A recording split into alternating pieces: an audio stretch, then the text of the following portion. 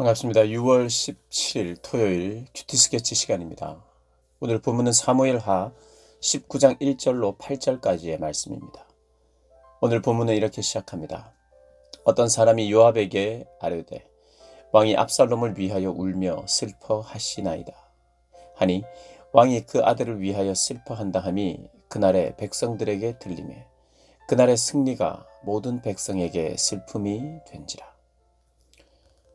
오늘 본문은 이제 승전보를 들고 온 사람, 그 사람의 이야기를 듣고 또 이어서 압살롬의 죽음에 대한 소식을 들은 다윗이 승리했다는 이야기에는 기뻐함으로 반응하지 못하고 아들의 죽음, 그 죽음을 슬퍼하고 있었습니다. 그래서 이 군사들이 이제 승리를 하고 나서 전리품을 취하고 또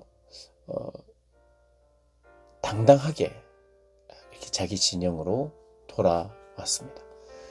그런데 내 아들 압살롬아, 내 아들 압살롬아 하고 슬퍼하는 다윗의 울음소리를 듣고는 당당하게 들어온 그들의 발걸음이 오늘 본문의 3절처럼 그날에 백성들이 싸움에 쫓겨 부끄러워 도망함같이 가만히 성읍으로 들어가니라. 우리나라 군대에서도 훈련을 마치고 들어오면 군악대가 이 음악을 연주하면서 돌아온 군사들을 위로합니다. 전쟁이 승리하면 얼마나 더 퍼레이드가 생기죠. 어떤 운동선수들이 훌륭하게 경기를 잘 치르고 또 돌아왔을 때 그런 퍼레이드를 하고 또 음악을 틀어주고 음악을 연주하고 또 그의 백성들은 박수를 치고 환영하죠. 사실 그런 전쟁을 하고 오면 그런 환영도 필요하고 위로도 필요한데 그런 위로나 환영은커녕 임금이 지금 울고 있습니다. 압살롬 반역자의 우두머리 압살롬이 죽었다는 이유로. 그러니 그들은 마치 자기들이 잘못한 것처럼 느끼고 슬그머니 집으로 돌아가는 거죠. 그래서 요압이 나섭니다. 요압 장군이 왕에게 이렇게 이야기합니다. 5절 요압이 집에 들어가 왕께 말씀드리되 왕께서 오늘 왕의 생명과 왕의 자녀의 생명과 처첩과 비빈들의 생명을 구원한 모든 부하들의 얼굴을 부끄럽게 하셨습니다. 이는 왕께서 미워하는 자는 사랑하시며 미워하는 자가 누굽니까? 압살롬, 대적자들. 그들은 사랑하시고 사랑하는 자는 그를 따르는 백성들, 다윗을 따르는 군사들을 그들은 미워하십니다. 오늘 지휘관들과 부하들을 멸시하심을 나타내셨습니다. 오늘 내가 왕의 눈물을 보고 왕의 울음을 보니 압살롬이 살고 우리가 죽어야 했습니다. 라고 이야기를 합니다. 그러면서 협박 비슷하게 사실은 충신은 이렇게까지는 말 안 해요. 요압은 충신이라기보다는 뭔가 자신의 입지를 위해서 단지 이 왕에게 충언만 한 사람은 아닌 것 같아요. 왕을 오히려 나무라는 것 같아요. 이렇게 이야기를 합니다. 7절에 이제 곧 일어나 나가 왕의 부하들의 마음을 위로하여 말씀하옵소서. 내가 여호와를 두고 맹세하옵나니 왕이 만일 나가지 아니하시면 오늘 밤에 한 사람도 왕과 함께 머물지 아니할지라. 아무도 당신과 이제 함께 하지 않을 것입니다. 협박을 하죠.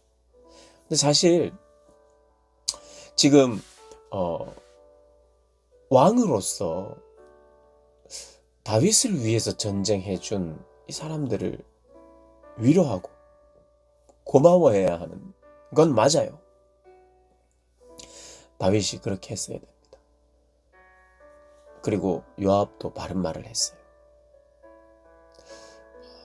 그러나 조금 이 성경이 조금 심하구나, 도를 조금 넘는구나 하는 것이 이제 보입니다. 그러면 그런 것이 나중에는 문제가 되어서 이제 내일 본문에는 요압 장군을 군대 장관을 시키지 않고 다른 사람을 시킵니다.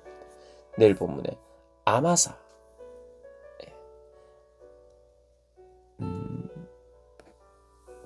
아마사에게 지휘관의 자리를 임명합니다. 그러니까 요압이 도를 넘은 거죠. 그러나 그럼에도 불구하고 신하로서 왕에게 충언을 하는 건 이건 또 맞아요. 신하의 입장에서는 그게 또 맞습니다. 아버지의 입장에서는 압살롬에 대해서 슬퍼하는 것이 맞아요. 그러나 지금 아버지로서 반응해야 될 때가 아니에요.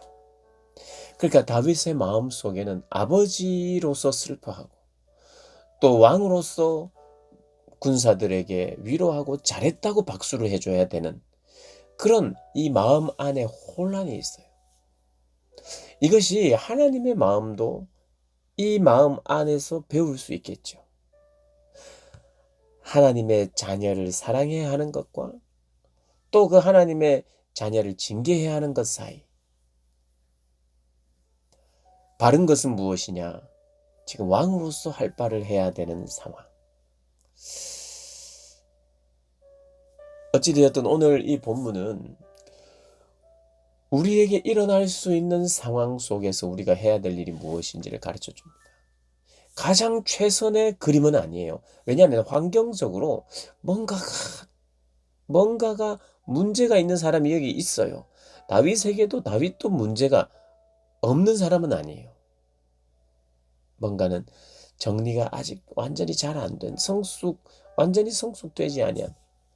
그리고 회개하고 돌이켰다고 해서 모든 것이 그냥 한 번에 확 풀려버리는 것이 아니라 복잡하게 얽혀있는 실타래를 우리가 그때 완전히 다 풀려서 우리가 잘 풀렸다 이렇게 할 날이 오기 전에 그 실타래를 하나하나 풀어가는 것이 우리의 몫이죠.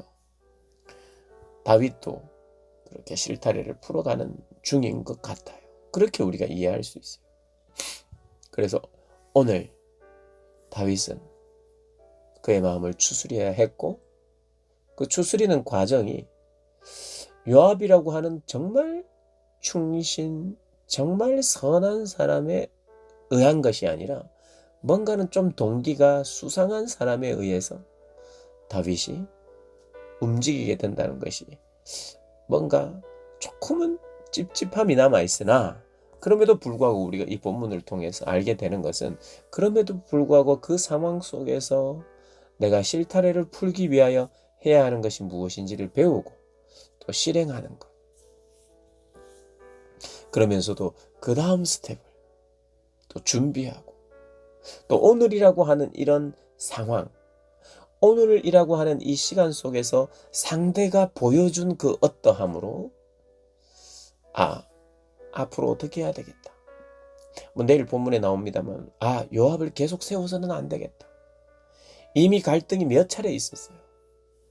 아브넬을 암살한 것이나 압살롬을 죽인 것이나 나중에는 이 아마사 군대 장관으로 세운 아마사까지 죽입니다. 그러니까 요압은 사실은 완전히 이제 다윗의 그런 군대 장관으로서의 용맹스럽게 다윗을 따랐던 그 자리에 함께 있을 수 없는 그런 사람이 되어가고 있습니다. 우리의 삶이 신앙적으로도 그렇고 신앙의 인물도 그렇고 신앙적으로 진보하는 것 같다가도 후퇴하는 모습을 보고 진보하는 것 속에서는 굉장히 깔끔하게 배울 것이 있습니다. 그런데 후퇴하다가 또 진보하다가 또 더 많이 후퇴하다가 진보하는 이런 과정을 보면 우리가 어떻게 이 본문을 통해서 배워야 될지를 이렇게 그냥 클리어하게 받아들이기 힘든 그런 본문들이 있는 것 같아요. 이게 최근의 본문들이 그렇습니다. 그러니까 명쾌하지가 않아요. 이 사람이 정말 잘했다. 이 사람을 따라야 된다. 이런 본문이 아니라 그냥 스토리 속에 하나님이 개입하시고 역사하시는데 사람의 부족함이나 됨됨이와 또 관계없이 때로는 그들의 됨됨이를 통해서 일하시는, 여전히 이스라엘을 지키고 계시는 하나님이신 것을 우리에게 보여주는 그런 본문입니다. 오늘 본문 여러분 묵상하시면서요, 아버지로서의 입장, 그리고 그러면서도 왕으로서의 입장, 그 사이에서 갈등하는 이 한 사람에 대해서 우리가 생각하면서 그런 갈등 속에서 취해야 될 행동이 무엇인지 알고 깨달아서 그 지혜를 또 배워서 우리가 지혜로운 삶을 살아가는 것, 그것이 말씀을 통해서 인도함을 받는 유익이죠. 오늘 말씀을 통해서 우리가 깨닫고 또 적용하기를 원하는 부분에 적용을 하면서 하나님의 인도하심을 더 깊이 경험하는 저와 여러분 되시길 주님의 이름으로 축복합니다.